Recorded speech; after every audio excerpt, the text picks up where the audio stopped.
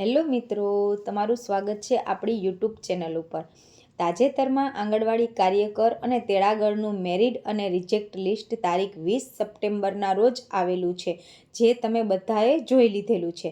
તેમાં અનેક ઉમેદવારોના ફોર્મ નાની ભૂલો અને ખામીઓના કારણે રિજેક્ટ થયા છે. જેમાં કે એક ફોર્મમાં માર્કશીટ અને ફોર્મના માર્ક જુદા હોય, અથવા તો માર્કશીટ અપલોડ કરવામાં કોઈ ખામી કે કોઈ ભૂલ રહી ગઈ હોય, કે તે બહેન પાસે ઓરિજિનલ માર્કશીટ હાલમાં ન હોય તો તેને ઝેરોક્સ અપલોડ કરી લીધેલી હોય, જાતિના દાખલામાં કોઈ ભૂલ રહી ગયેલી હોય, કે આધાર કાર્ડમાં, જન્મ તારીખમાં વગેરે ડોક્યુમેન્ટને લગતી અલગ ભૂલો થયેલી હોય તો તેની કારણે તેના ફોર્મ બધા રિજેક્ટ થયા છે. ક્યાંક ફોર્મ એવા કારણે પણ રિજેક્ટ થયા છે કે સ્વઘોષણા પત્રક જે આપેલું હતું ફોર્મ ભરવા ટાઈમે, તેમાં ખાલી આધાર કાર્ડ લખેલા નથી, આધાર કાર્ડ નંબર લખેલા નથી, તે કે પછી અરજદારોએ જે તેમનો જાતિનો સર્ટિફિકેટ આપેલો છે તેમાં કોઈ ખામી રહી ગયેલી છે. તેમાંની ઘણી બધી ભૂલો ડોક્યુમેન્ટને લગતી છે અને ફોર્મ ભરવા સમયે થયેલી ગડબડના કારણે ભૂલો છે.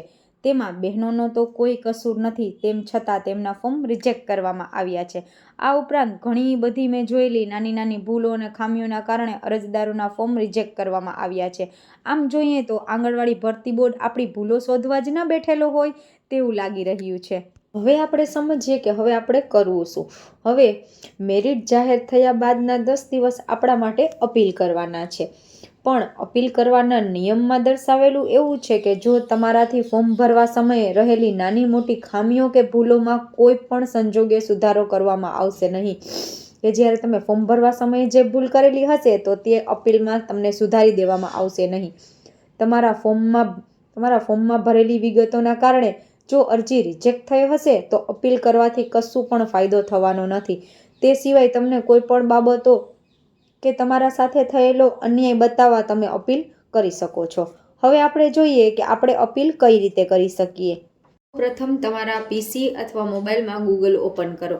તેમાં EHRMS એવું ટાઈપ કરશો એટલે પેલી વેબસાઇટ અહીંયા દેખાશે. જો આ રીતે તેને ઓપન કરતા આ રીતે તેનું હોમ પેજ ખુલશે અને ત્યારબાદ અહીંયા જમણી સાઈડમાં રિક્રુટમેન્ટ એવું લખેલું હશે, તેની ઉપર ક્લિક કરતા તમને દેખાશે કે રિજેક્ટ અને મેરિટ લિસ્ટ. જુઓ અહીંયા તેના ઉપર ક્લિક કરો એટલે આવું પેજ ખુલશે.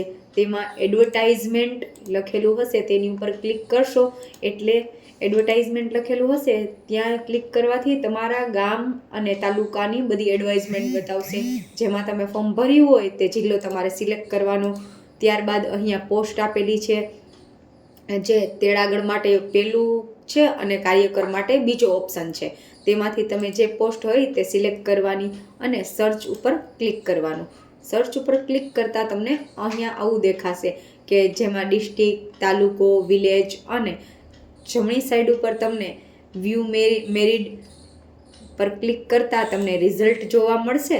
જો અહીંયા આપણે જોઈએ તે પ્રમાણે કે અહીંયા જુઓ, અહીંયા રિઝલ્ટ જોવા મળેલું છે. તેમાં પહેલે પ્રોવિડન્ટ કે જેને નોકરી મળી પ્રોવાઈડ થઈ છે તે, ત્યારબાદના 2 નામ વેટિંગમાં છે અને ત્યારબાદનું આખું લિસ્ટ દર્શાવેલું છે કે જેમાં કોને કેટલા માર્ક મળ્યા છે તેની વિગત દર્શાવેલી છે.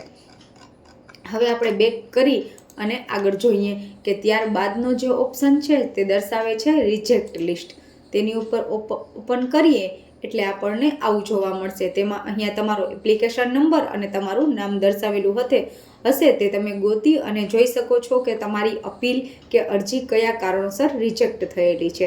તેમાં અહીંયા અલગ બાબતો દર્શાવેલી છે જે આપણે આગળ ચર્ચા કરેલી છે કે કયા કારણોસર અરજી રિજેક્ટ થઈ છે. હવે આપણે જોઈએ કે આપણે રિજેક્ટ અપીલ કઈ રીતે કરી શકીએ. તો જુઓ અહીંયા તેની બાજુમાં જ એક ઓપ્શન દર્શાવેલો છે અપ્લાય ગ્રીવિયન્સ. તેની ઉપર ક્લિક કરીએ એટલે આવું પેજ તમારી સામે તમારી ખુલશે. તેમાં જુઓ અહીંયા નોંધમાં પહેલું દર્શાવેલું જ છે કે અરજી કરતી વખતે જે અરજદારોએ અરજીમાં ભૂલો થયેલ હશે તો અપીલ દરમિયાન અરજીમાં સુધારી શકાશે નહીં. એ અહીંયા તે લોકોએ ખાસ આપેલું છે. હવે આપણે જોઈએ આગળ શું કરશું. તો પહેલું જાહેરાત ક્રમાંક. તેમાં તમારો જાહેરાત ક્રમાંક તમારે સિલેક્ટ કરવાનો રહેશે. એક સિલેક્ટ કરી અને ત્યારબાદ ઉમેદવારના અરજી ક્રમાંક, જે ઉમેદવારે અરજી કરવા સમયે ક્રમાંક આપેલો હોય તે અરજી ક્રમાંક નાખશો. ત્યારબાદ અહીંયા આપેલું છે કેપ્ચર ટેક્સ. અહીંયા એક કેપ્ચર ટેક્સ આવશે, તે તમારે નીચે લખવાનું રહેશે. અને ત્યારબાદ તમારા મોબાઈલમાં અહીંયા ક્લિક કરશો એટલે તમારા મોબાઈલ પર ઓટીપી જશે, તે તમારે અહીંયા નીચે ટાઈપ કરવાના રહેશે. ઓટીપી તમે દબાવશો એટલે તુરંત જ નીચેની તમામ બાબતો ઓટોમેટિક ભરાઈ જશે. અને હવે નીચેનું છે જે મહત્વપૂર્ણ સમજવાનું કે અપીલ અને રજૂઆત ફરિયાદ સંક્ષિપ્તમાં. હવે જે તમારી અપીલ છે, રજૂઆત છે, જે તમારી ફરિયાદ છે, જે તમારી સાથે થયેલો અન્યાય છે, તે તમારે ઓછા શબ્દમાં ટાઈપ કરી અને લખવાનું છે. અને અહીં નીચે લખેલું છે કે ચૂઝ ફાઇલ, તેમાં તમે જો તમારી પાસે અત્યારે હાલમાં દસ્તાવેજ કે કોઈ પુરાવો હોય તો તમે ત્યાં અપલોડ કરી શકો છો. અને આ અપલોડ તમે અપીલ ફરિયાદ મોકલી શકો છો. ત્યારબાદના બટનને દબાવી અને આ અપીલ મોકલ્યા બાદ તમને 10 દિવસ બાદ તમારા ઘરે કાગળ આવશે. તેમાં વિગત દર્શાવેલી હશે કે તમારે ક્યાં અપીલનો નિકાલ માટે જવાનું છે. તો તમને આ મારો વિડીયો ગમ્યો હોય તો લાઈક કરવાનું ભૂલશો નહીં. અને હા, ચેનલને સબસ્ક્રાઈબ જરૂરથી કરજો. ધન્યવાદ.